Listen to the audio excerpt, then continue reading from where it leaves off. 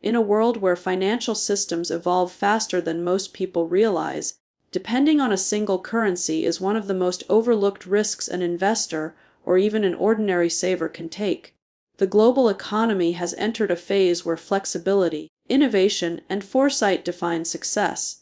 The old assumption that one national currency can serve as a stable anchor for wealth or trade no longer holds true. What we're witnessing is a gradual but undeniable shift from centralized systems to diversified, tech-enabled financial networks that reward those who see change early and adapt to it. For decades, investors believed that stability came from holding assets denominated in the world's dominant currency. That idea worked in a world where inflation was predictable, supply chains were local, and technological disruption moved slowly. But that world is gone. Today, geopolitical tensions, rapid innovation in digital finance, and evolving trade alliances have weakened the predictability of any single currency. When inflation spikes in one major economy, its effects ripple across the globe instantly. That volatility doesn't just affect nations. It affects your savings, your portfolio, and your purchasing power. The shift toward multiple forms of money is not a future event, it's already happening. Digital currencies, decentralized finance, and tokenized assets are expanding the definition of what money even means.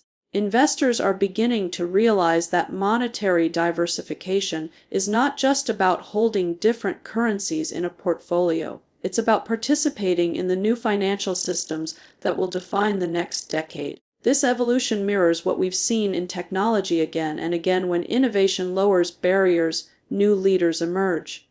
Those who resist the change, hoping the old model will recover, are often left behind. Consider how technology companies disrupted traditional industries by offering faster, cheaper, and more efficient alternatives.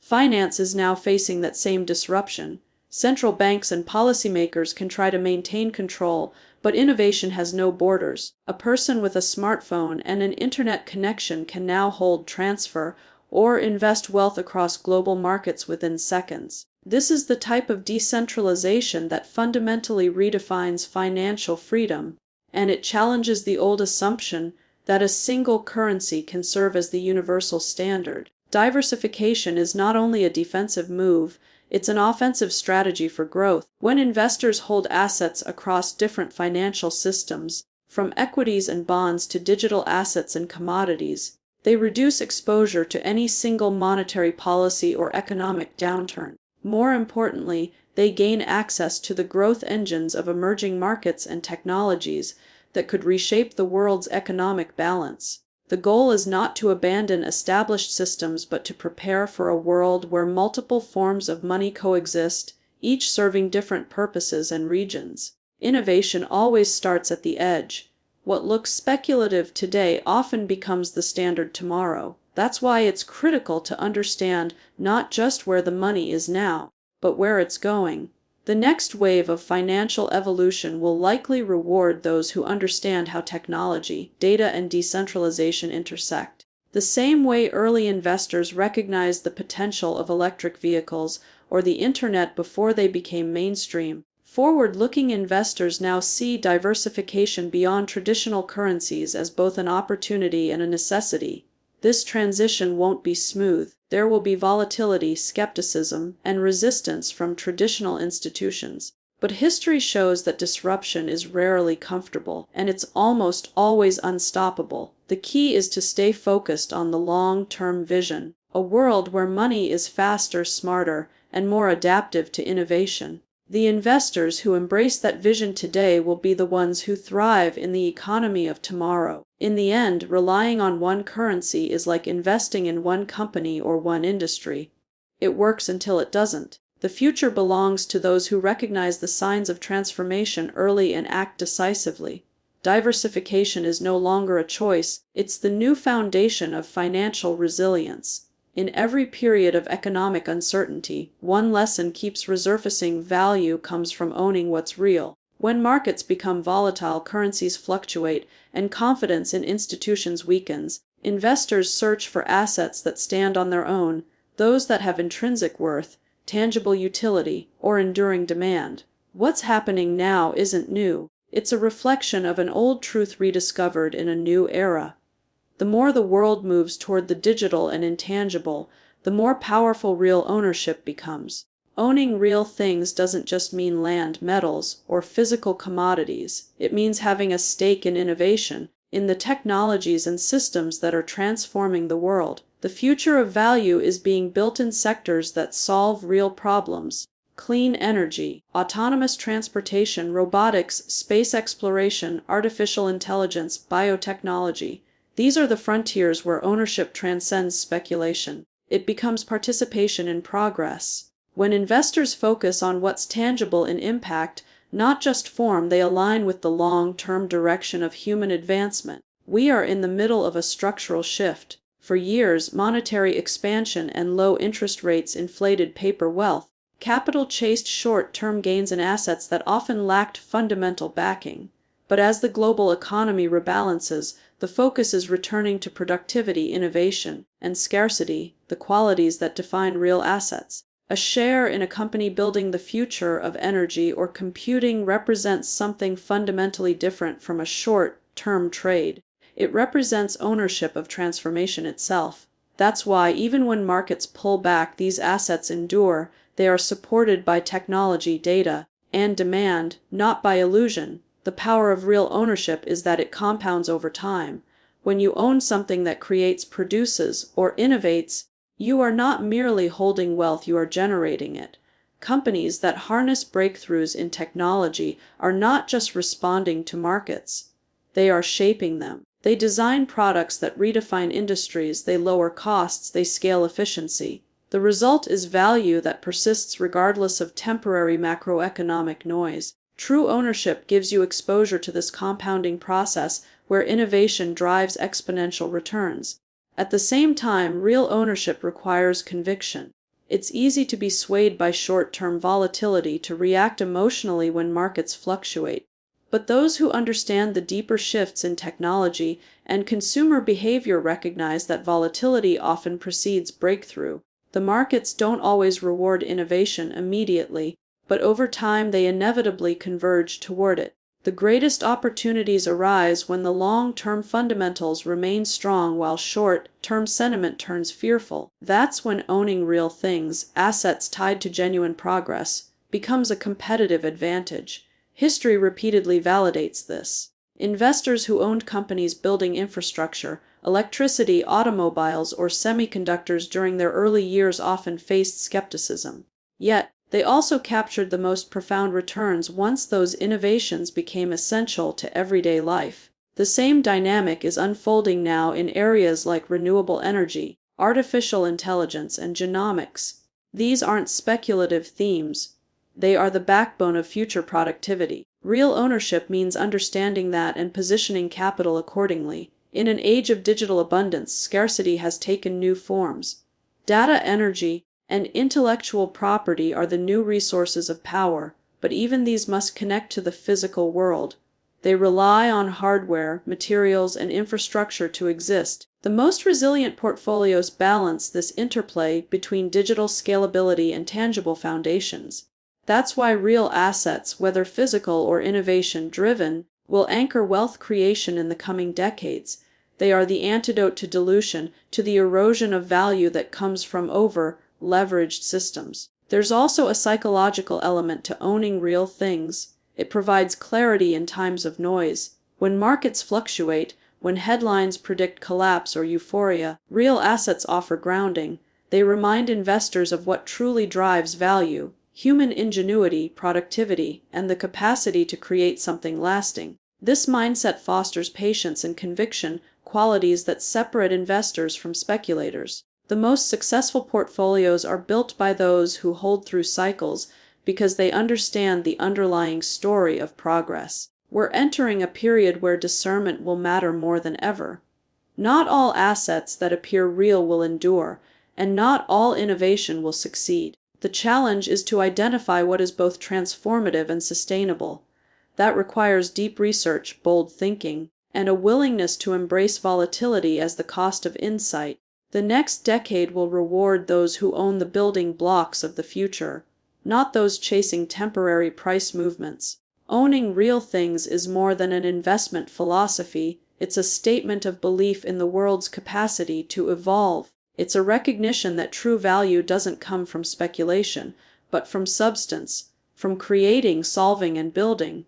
As technology accelerates and uncertainty rises, this principle becomes not only a guide for investing, but a compass for navigating change itself. Real ownership is how investors stay grounded in a world that's constantly reinventing itself. The most consistent pattern in financial history is that the world changes faster than most investors expect. Markets evolve, innovation reshapes industries, and global dynamics shift in ways that few can predict.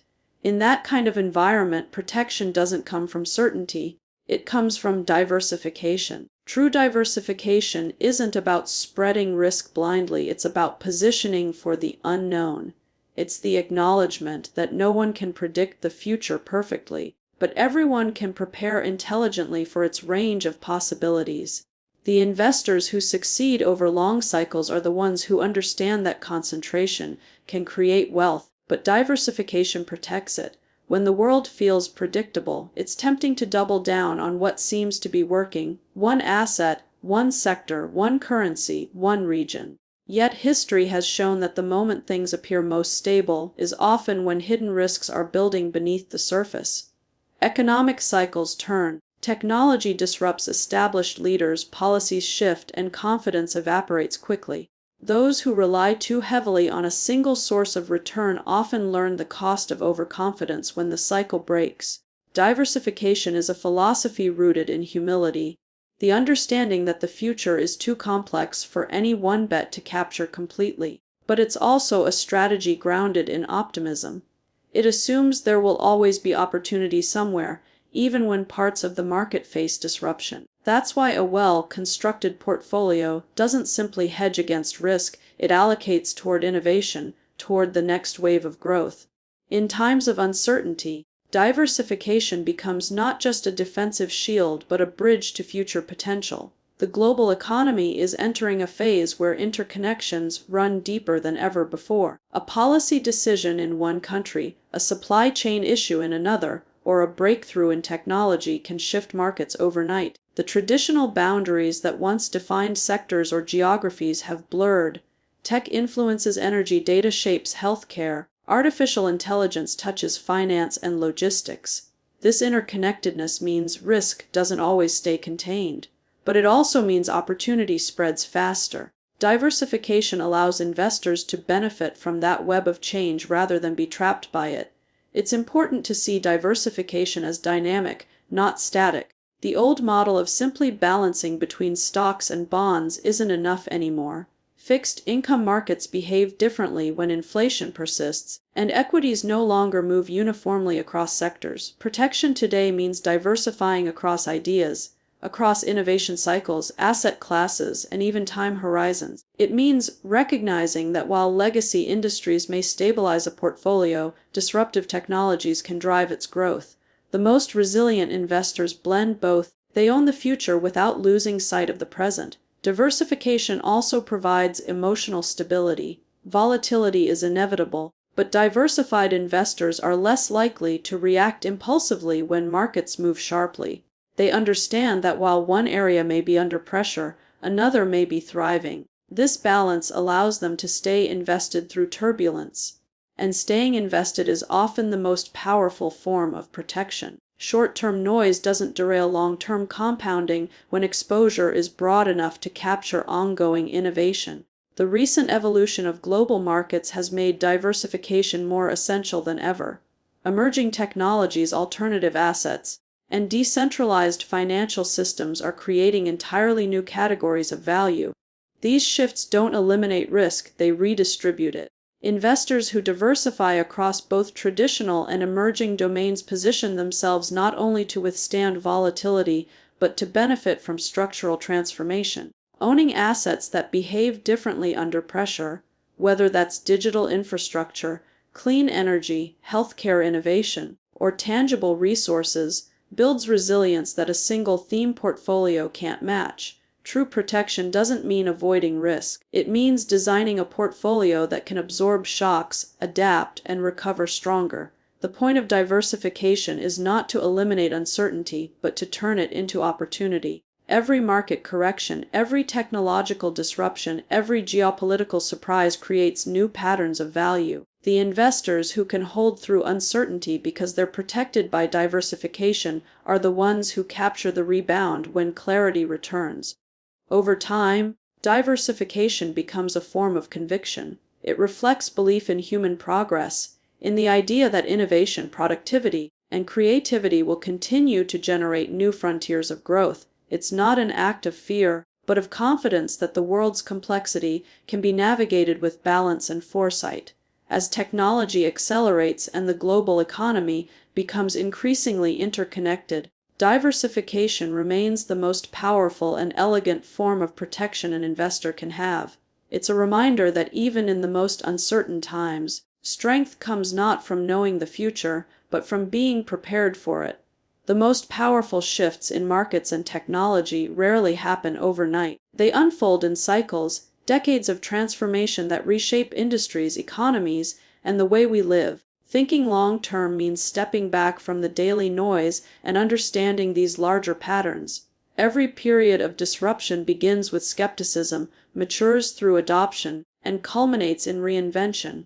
Those who recognize these cycles early position themselves ahead of the curve, not by predicting short-term movements, but by understanding the direction of structural change. Short-term thinking dominates most of the financial world. The constant stream of headlines, quarterly reports, and market volatility creates the illusion that success lies in reacting quickly. But in reality, the biggest opportunities come to those who can see beyond the immediate. Innovation rarely delivers straight-line returns, it moves in waves. Early investors endure periods of volatility, but they also capture exponential growth when the world finally catches up to the vision they believed in. The key is conviction rooted in research, not emotion. Every major technological or economic breakthrough in history has followed this pattern. The internet, personal computing, smartphones, renewable energy, and now artificial intelligence, all went through cycles of hype, doubt, and eventual transformation. Each began with early believers who were often dismissed for thinking too far ahead. Yet, when adoption reached critical mass, these technologies redefined productivity and created enormous value. Thinking long-term isn't about blind optimism. It's about recognizing where the curve of innovation is bending and aligning capital with that trajectory. Markets themselves are cyclical. Economies expand, correct, and reset. These shifts are natural and necessary. They clear inefficiencies and make room for new growth. The mistake many investors make is confusing the end of a cycle with the end of opportunity. When fear dominates, prices disconnect from fundamentals, and assets tied to innovation often get undervalued. That's when long-term thinkers step in. They understand that disruption doesn't stop because of short-term pressure. If anything, downturns accelerate progress as strong ideas replace weaker ones. Thinking in cycles also means acknowledging that change compounds. Each technological wave builds on the foundation of the one before it. The infrastructure of the digital age paved the way for artificial intelligence. Advances in computing power are enabling breakthroughs in biology. Renewable energy innovation is transforming transportation. This interconnected evolution means that long-term investors are not betting on isolated events. They're participating in a chain reaction of progress. The compounding of innovation, like the compounding of capital, rewards patience more than timing. Understanding long-term cycles requires comfort with volatility. Short-term price swings often mask the steady march of innovation underneath. Markets tend to overreact in both directions, overvaluing trends during euphoria and undervaluing them during fear. Yet the long-term trajectory of human progress remains upward. Investors who can endure the noise and maintain exposure to the most transformative ideas often outperform those who chase temporary stability. The challenge is psychological, not analytical, staying focused on the future when everyone else is fixated on the present. Cycles also apply to leadership. Companies rise by innovating, but they stay dominant by reinventing themselves. The same pattern holds true for investors. Portfolios built on yesterday's success eventually lose relevance unless they evolve. Thinking long-term means not only holding conviction in breakthrough ideas, but also staying alert to emerging ones. The leaders of one cycle may not lead the next, and that's what makes continuous research and adaptability essential. The goal is to capture the spirit of innovation, not loyalty to a single name or trend. Patience in investing isn't passive, it's deeply strategic. It's the discipline to look at a downturn and see future value rather than loss. It's the courage to back ideas before they're proven mainstream. It's the willingness to think in decades, not quarters. That mindset separates the builders of wealth from the traders of noise. Every long-term cycle rewards those who understand that time is not an enemy but an ally. Compounding requires duration, and duration requires vision. The next generation of growth will emerge from technologies and ideas that many still underestimate today. The same skepticism that surrounded the internet or electric vehicles now surrounds artificial intelligence, genomics, and decentralization. Yet history suggests that these are precisely the moments when conviction matters most. When the narrative turns negative and valuations compress, long-term investors find their entry points. When the cycle turns upward again, they're already positioned. To think long-term is to think beyond fear and euphoria. It's to understand that every correction is temporary, but innovation is permanent. Cycles test patience, but they also reveal conviction. Those who study them, respect them, and align with them end up capturing the compounding power of progress itself. Markets may move in waves, but the arc of innovation continues forward, and that's where the future belongs.